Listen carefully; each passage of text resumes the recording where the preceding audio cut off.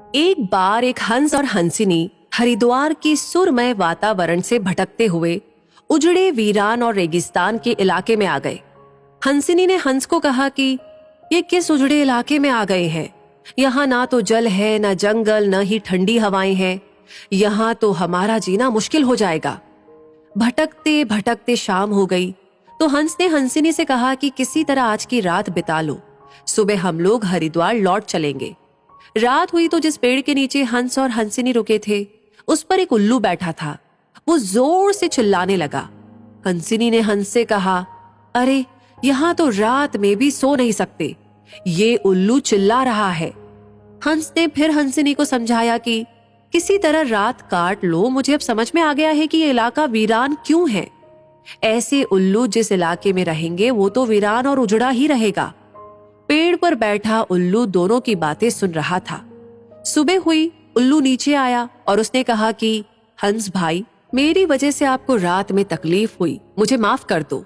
हंस ने कहा, कोई बात नहीं भैया, आपका धन्यवाद।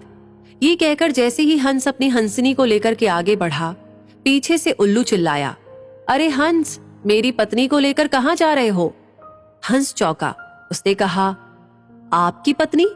अरे भाई, ये हंसिनी है, मेरी पत्नी है, मेरे साथ आई थी, मेरे साथ जा रही है। उल्लू ने कहा, खामोश रहो, ये मेरी पत्नी है। दोनों के बीच विवाद बढ़ गया।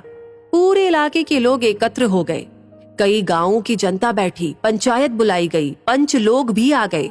बोले, भाई किस बात का विवाद है? लोगों ने बताया कि उल्लू कह रहा है कि हंसिनी उसकी पत्नी है और हंस कह रहा है कि हंसिनी उसकी पत्नी है। लंबी बैठक और पंचायत के बाद पंच लोग किनारे हो गए और कहा कि भाई बात तो यही सही है कि हंसिनी हंस की ही पत्नी है, लेकिन ये हंस और हंसिनी तो अभी थोड़ी देर में इस गांव से चले जाएंगे।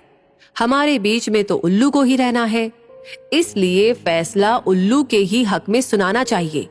फिर पंचों ने अपना फैसला सुनाया और कहा कि सारे तथ्यों और सबूतों की जांच करने के बाद ये पंचायत इस नतीजे पर पहुंची है कि हंसिनी उल्लू की ही पत्नी है और हंस को तत्काल गांव छोड़ने का हुक्म दिया जाता है।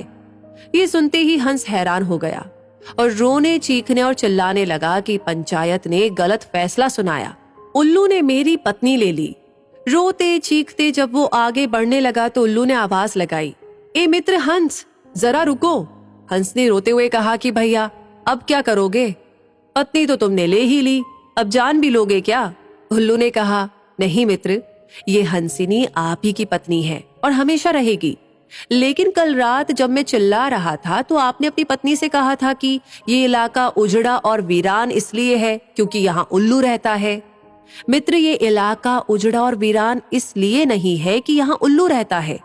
ये इलाका उजड़ा और वीरान इसलिए है क्योंकि यहाँ पर ऐसे पंच रहते हैं जो उल्लुओं के हक में फैसला सुनाते हैं। शायद 65 साल की आजादी के बाद में भी हमारे देश की इस बुरी दशा का मूल कारण यही है कि हमने उम्मीदवार की योग्यता न देखते हुए हमेशा ये हमारी जाति का है, ये हमारी पार्टी का है, इसके आधार पर अपना फैसला उल्लुओं के ही पक्ष में सुनाया है। देश की बदहाली और बुरी हालत के लिए कहीं ना कहीं हम भी जिम्मेदार हैं। तो दोस्तों, इस कहानी के बारे में सुनकर